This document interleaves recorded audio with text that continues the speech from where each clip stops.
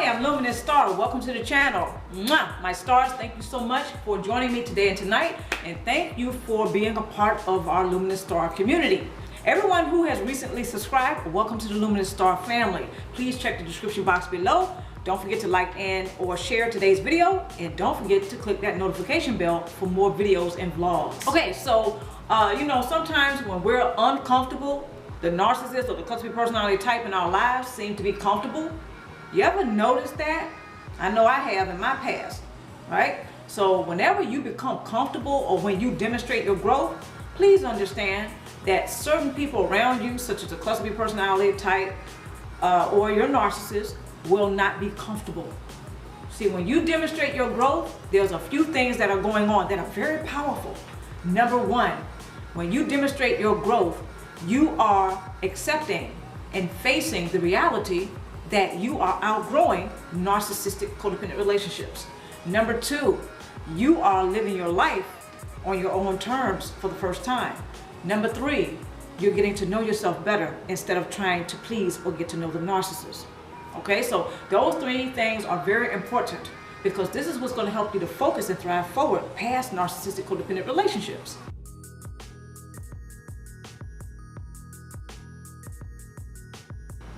All right, so this feeling uncomfortable, there's a few things going on.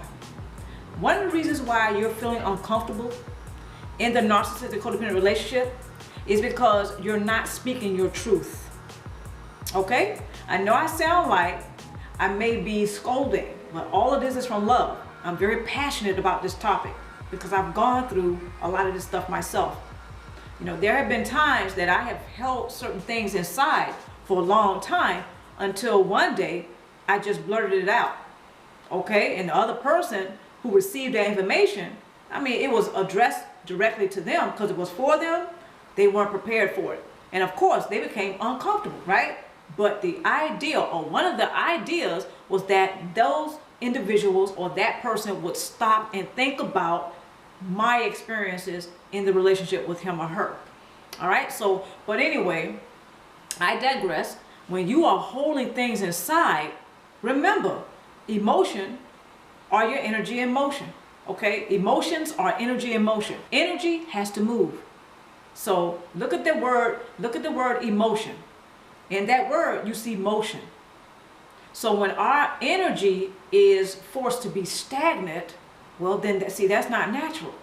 That's not supposed to be the case. This is when health issues arise. So when we start holding stuff in, right? And I'm not suggesting to go for the narcissism cluster personality type and start a fight. I'm not suggesting that. I'm pointing out to all of you that what I used to go through was feeling unhappy, feeling just like things were not going my way, feeling like I was stagnant, feeling like I couldn't get things right. Now, I used to go through those things.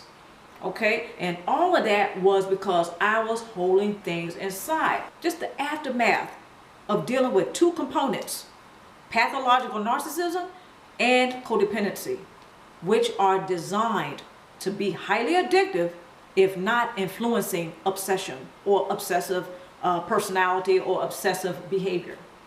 All right, because a lot of us, I'm pretty certain we have gone through this once or twice with the narcissist or cluster personality type, whereas if we're not super focused on how to please them, then we're stressed out. We're filled with anxiety.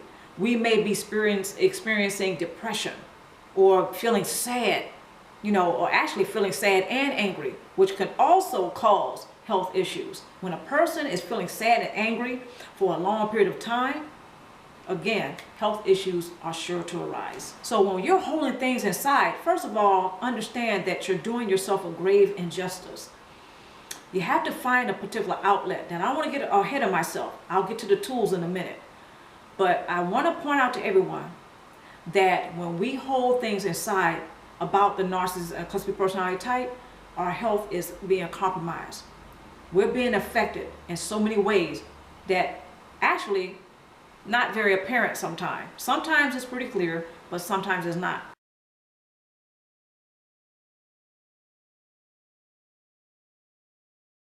When a person is super focused on pleasing the narcissist or the cluster B personality type, they're not really paying attention to how they're being affected.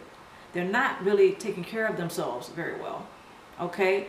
Sometimes we're not sleeping very well.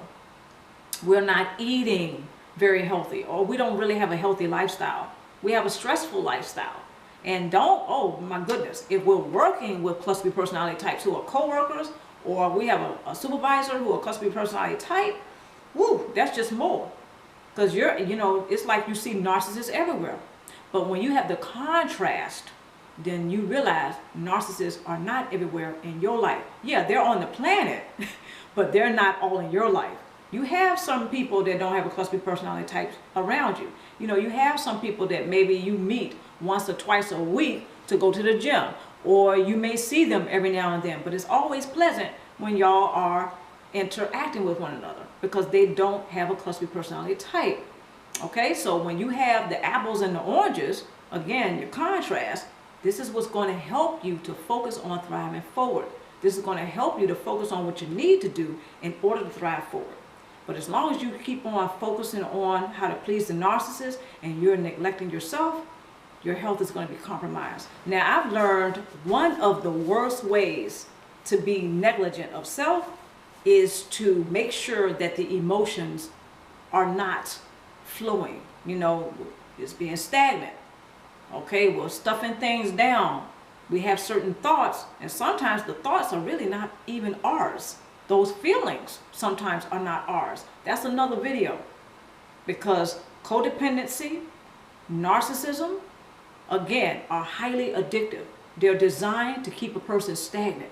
They're designed, so that means you're going to probably be holding a lot of things inside. Energy has to move.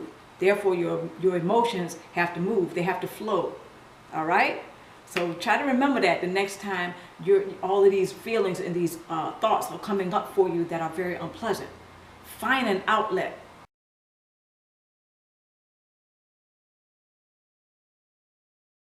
Tool number 1, build a support base. This support base does not necessarily only have to be going to a counselor. Now, if that's part of it, that's great. If you have a mental health care practitioner that you trust, or any other type of licensed professional counselor, right, that you trust, this is great. All right, so tool number 1 again is to make sure you build a support base. After all, you're the one that's going to be navigating it.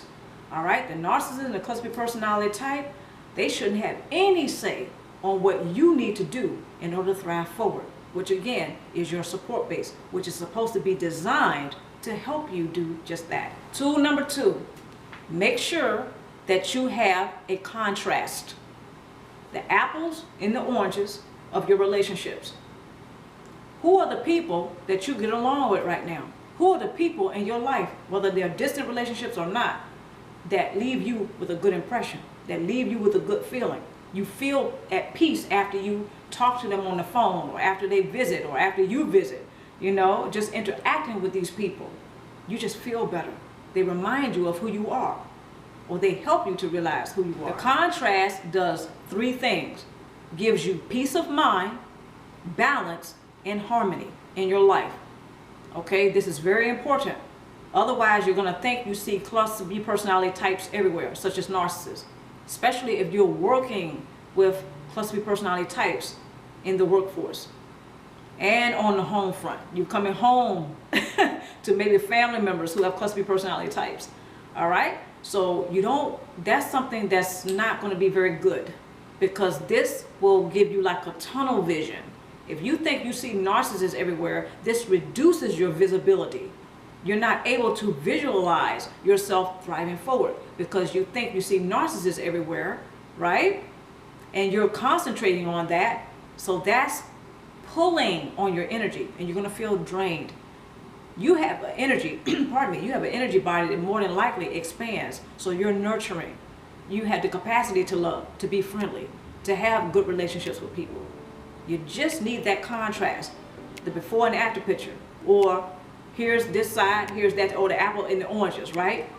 Okay, you need to be able to see the difference in relationships.